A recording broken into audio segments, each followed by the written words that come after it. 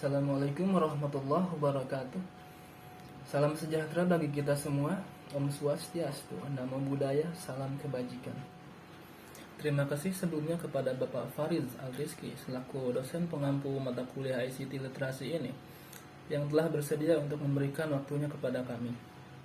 Kami dari kelompok 5 telah berhasil menyelesaikan proposal penelitian ICT Literasi terkait industri perfilman, yang mana berdasarkan hasil penelitian kami, mayoritas masyarakat penikmat film saat ini cenderung lebih memilih untuk menonton film menggunakan platform digital. Untuk selanjutnya, rekan-rekan saya akan menjelaskan lebih lanjut mengenai isi dari proposal penelitian ini.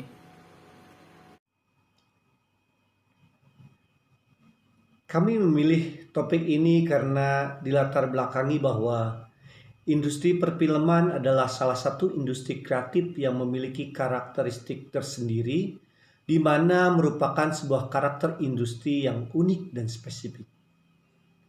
Ekonomi kreatif merupakan bagian yang integral dari keberhasilan ekonomi berbasis pengetahuan di industri perfilman ini. Karena karakteristik industri yang unik, di mana lebih mendahulukan perkembangan ekonomi kreatif, maka pelaku di industri perfilman dituntut untuk dapat mengoptimalkan penggunaan ide, pengetahuan, dan teknologi untuk mengembangkan kreativitas sesuai dengan tren dan perkembangan zaman. Salah satu bukti positif dari perkembangan teknologi dan informasi adalah dengan adanya platform digital pemutaran film atau video yang berbasis internet, sehingga memudahkan sirkulasi media menjadi lebih cepat dan bebas biaya. Dulu, jika ingin menikmati sebuah film, maka penonton harus datang ke bioskop atau membeli sebuah DVD. Tapi sekarang semua menjadi lebih praktis dan efisien. Hanya dengan telepon pintar yang terhubung dengan jaringan internet, kita sudah dapat menikmati sebuah film kapanpun dan dimanapun. Sejarah perfilman di Indonesia dimulai jauh hari sebelum kemerdekaan Indonesia. Pada saat itu, Indonesia dikenal sebagai Hindia Belanda dan diperkenalkan dengan film bisu dan hitam putih yang dibawa oleh penjajah Belanda. Pada tahun 1900, perjalanan dokumenter Raja dan Ratu Belanda di Kebun Jahe menjadi film perdana yang diputar di kalangan masyarakat pada saat itu. Walaupun dibuat oleh seorang Belanda, film ini dibintangi oleh seorang aktor lokal dari perusahaan Jawa NV yang ada di Bandung.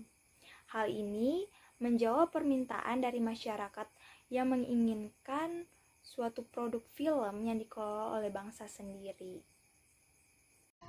Pada tahun 1930-an, industri perfilman semakin maju dengan berkembangnya film berbicara. Hal ini memicu sinias-sinias lokal untuk membuat film berbicara. Adalah Joshua dan Otni Wong sebagai pelopor film berbicara yang mulai mendirikan perusahaan film bernama Halimun Film yang membuat film bicara pertama pada 1931 yang berjudul Indonesia Malays, di mana film tersebut mendapatkan respon yang kurang baik dari masyarakat karena topik yang diambil adalah kepahitan yang terjadi di masyarakat walaupun dibumbui dengan adegan-adegan komedi. Baru tahun 1934 mereka membuat suatu film yang berhasil dan dinikmati oleh masyarakat dengan berjudul Terang Bulan. Pada pendudukan Jepang, film nasional redup dikarenakan film dijadikan sebagai alat propaganda Jepang dalam mencapai tujuan politiknya. Selain film-film Jepang maupun sineas Jepang, film-film yang diputar adalah film produksi lokal yang telah melalui sensor yang ketat, sehingga film-film yang bermutu, tetapi mengandung unsur kolonialisme Belanda atau Hindia Belanda disingkirkan. Di era ini, para pelaku industri perfilman lebih memilih untuk pindah haluan ke panggung-panggung sandiwara sebagai pengganti bioskop. Industri perfilman kembali bangkit setelah kemerdekaan Indonesia. Mulanya pada era tahun 1945 sampai dengan tahun 1949, perusahaan Pacific Corporation milik Belanda diubah menjadi Pusat Perfilman Nasional atau PARVI bersamaan dengan dibentuknya Persatuan Artis Film Indonesia atau PARFI.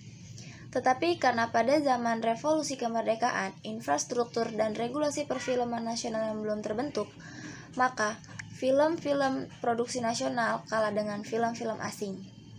Baru pada tanggal 30 Maret 1950, Usmar Ismail mendirikan perusahaan Film Nasional Indonesia yang kemudian hari dijadikan sebagai Hari Film Nasional. Film pertama yang diproduksi berjudul Darah dan Doa, di mana merupakan film pertama yang diproduksi, disutradarai dan diperankan oleh orang-orang Indonesia. Sejarah mencatat bahwa setelah itu era perfilman di Indonesia memiliki pasang surut. Hal ini antara lain disebabkan persaingan pasar, perkembangan teknologi maupun keadaan politik, sosial dan budaya di masyarakat.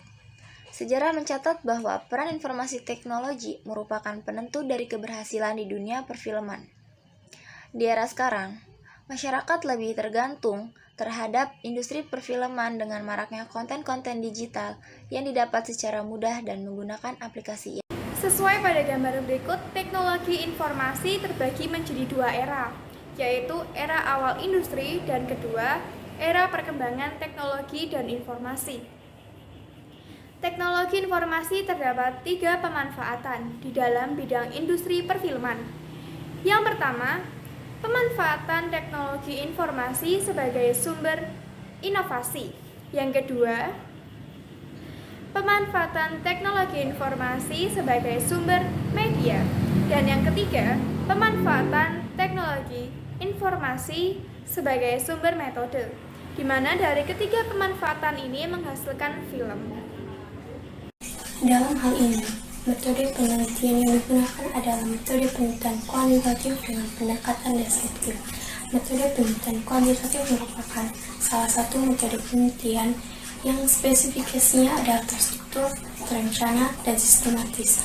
Adapun pendekatan yang digunakan adalah pendekatan deskriptif yang bertujuan untuk menjelaskan suatu objek penelitian atau hasil dari suatu penelitian tersebut. Adapun pengambilan sampel digunakan untuk menguji hipotesis yang telah ditetapkan.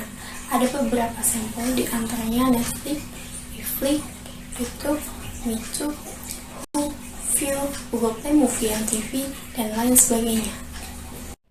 Baik, sekarang saya akan menjelaskan sedikit mengenai data yang telah terkumpul berdasarkan survei yang dilakukan oleh dailysocial.id. Kita akan fokuskan pada yang in a movie theater dan smartphone. Di situ bisa kita lihat kalau in a movie theater angkanya cukup kecil, hanya 1,26%, sedangkan yang smartphone angkanya cukup besar, mencapai 58,68%. Di situ kita bisa lihat bahwa orang-orang lebih minat untuk menonton film melalui platform digital yang dapat diakses oleh smartphone daripada harus pergi ke movie theater. Halo, proposal kelompok 5, pengaruh ICT terhadap perkembangan industri film di Indonesia.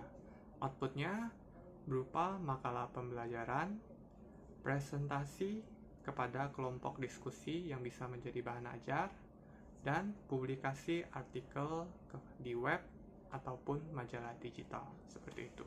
Terima kasih. Ya, selanjutnya adalah target pencapaian dari proposal yang kami buat, dari kelompok kami buat. Yang pertama ada pengenalan sejarah film dalam teknologi dan informasi. Yang kedua ada edukasi sejarah dan pemanfaatan teknologi informasi dalam industri film. Yang ketiga ada efektivitas dan efisiensi dalam memaksimalkan teknologi informasi dalam industri film. Yang keempat adalah pemahaman perubahan teknologi dalam industri perfilman dan pengaruh ICT atau informasi komunikasi teknologi terhadap industri perfilman.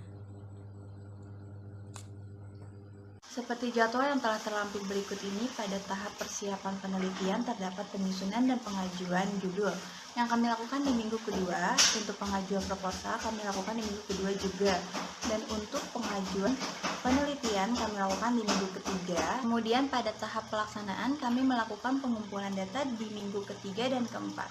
Selanjutnya kami menganalisis data di minggu keempat dan kelima, dan kami melanjutkan untuk penyusunan laporan.